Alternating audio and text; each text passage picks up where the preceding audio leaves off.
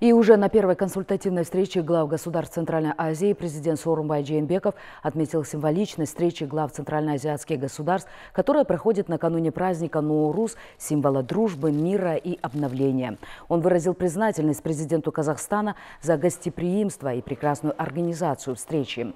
Сегодня в Астане появилась хорошая возможность поделиться мнениями по текущей ситуации и перспективам регионального сотрудничества, отметил Сооронбай Джейнбеков.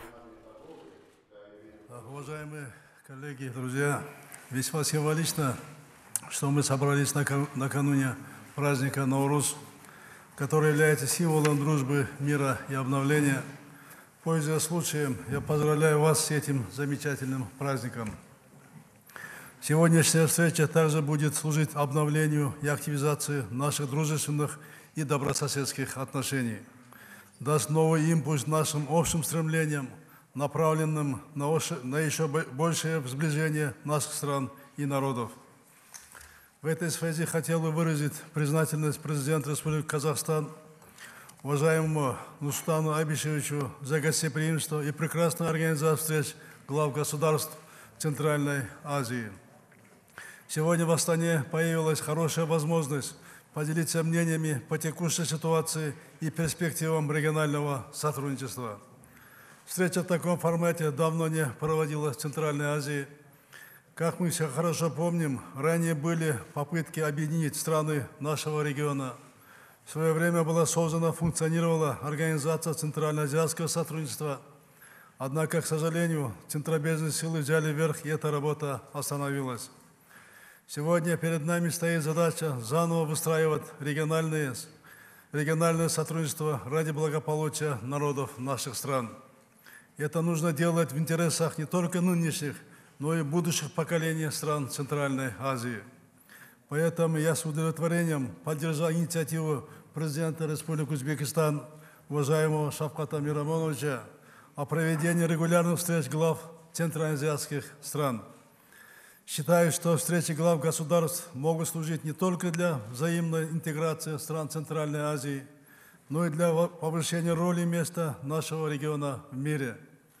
Центральная Азия, бывшая когда-то центром науки, культуры и знаний, в мире должна получить новый шанс вернуть свое историческое величие. Значимость каждой страны в регионе будет возрастать, если все страны будут выступать с единых позиций.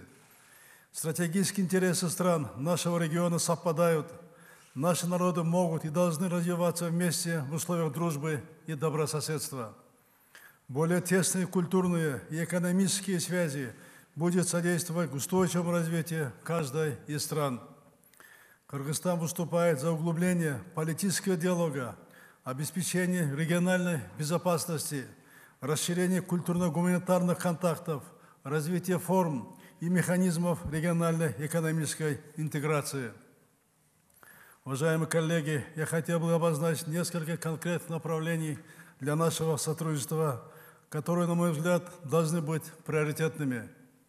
Исторически наш регион всегда был регионом религиозной терпимости, межнациональной толерантности. Экстремизм был чуждым для менталитета народов наших стран. Нам необходимо противостоять терроризму и экстремизму, а также другим вызовам и угрозам. Кыргызстан за формирование единого пространства безопасности и совместные действия по поддержанию мира и стабильности в регионе. Мы должны увеличить плотность коммуникации наших специальных служб и ведомств, повысить эффективность нашего сотрудничества в данной сфере. В сфере торгово-экономического сотрудничества важно максимально использовать имеющийся потенциал нашего региона. Мы должны создавать более благоприятные условия для свободного перемещения товаров и услуг между нашими странами путем сокращения имеющихся барьеров торговли и бюрократических проволочек. Считаю целесообразным создать свободные транзитные коридоры, совершенствовать наше сотрудничество по осуществлению пассажирских и грузовых перевозок и транзиту по территориям наших стран на безразрешительной основе. Мы являемся частью Великого Шелкового пути. Приоритетное значение имеет расширение международных автомобильных и железных дорог, логистических центров и транспортных терминалов.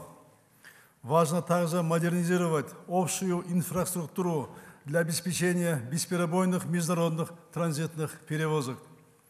Немаловажное значение имеет водно-энергетическое сотрудничество. Обеспечение энергетической безопасности является одним из приоритетных направлений для устойчивого развития всего региона. Наши страны обладают значительным энергетическим потенциалом, включающим в себя углеводородные ресурсы и значительные гидроэнергетические возможности. Поэтому мы выступаем за налаживание долгосрочного взаимовыгодного сотрудничества в водно-энергетической сфере. В этом году мы планируем провести ряд культурно-спортивных мероприятий, в частности, 3-й Всемирные игры кочевников и мероприятия, посвященные 90-летию со дня рождения великого писателя Чингиза Айтматова. Мы будем рады видеть высоких гостей из Центральной Азии на этих значимых событиях. В заключение хотел бы выразить надежду, что встречи глав государств Центральной Азии будут проходить на регулярной основе. Думаю, что основной целью наших встреч станет обеспечение комплексного и всестороннего развития региона. Уверен, что нынешняя встреча даст значительный позитивный импульс взаимовыгодному сотрудничеству по всем вопросам нашей повестки дня. Благодарю за внимание. Активизировались контакты между главами государств. Практически за 1 год, с марта прошлого года, все президенты региона провели встречи друг с другом. Я особо хочу подчеркнуть огромную работу по отношению с соседями проделал Узбекистан. Шавкат Миромонович за короткий период разморозил многие накопившиеся проблемы последних 20 лет. Не могу не отметить и вклад нового президента Кыргызстана Сооронбая Шариповича Жээнбекова, который с приходом активизировал контакты с ближайшими соседями для решения застарелых вопросов и проблем. Также положительно оцениваю намерение президента Таджикистана Эмомали Шариповича Рахмона провести в июне текущего года в Душанбе